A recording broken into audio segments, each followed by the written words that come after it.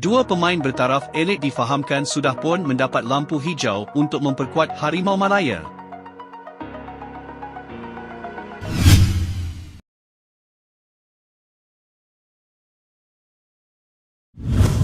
Perkara ini disahkan oleh Ketua Jurulatih Pasukan Kebangsaan Peter Klamovski yang kini berada di kem latihan pusat negara.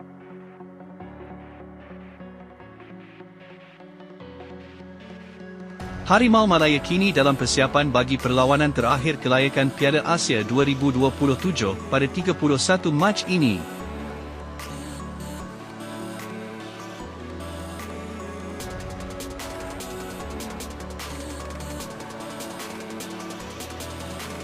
Perkongsian Klamovski kepada wartawan Astro Arena Zulhelmi Zainal memberi bayangan bahawa dua pemain elit Bersun da Silva dan Giancarlo Gallifuoco berpotensi memperkuat Harimau Malaya tidak lama lagi.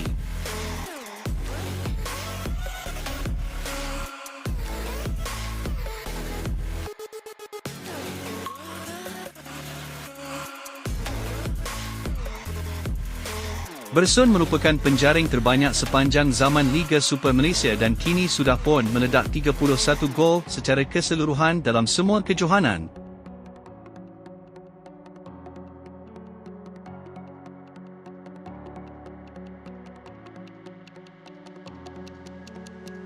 Gallifuoco pula merupakan tunjang utama bahaguan pertahanan KL City FC sejak 5 musim lalu dan menjadi antara tulang belakang prestasi cemerlang pasukan Lembah Kelang itu tahun ini.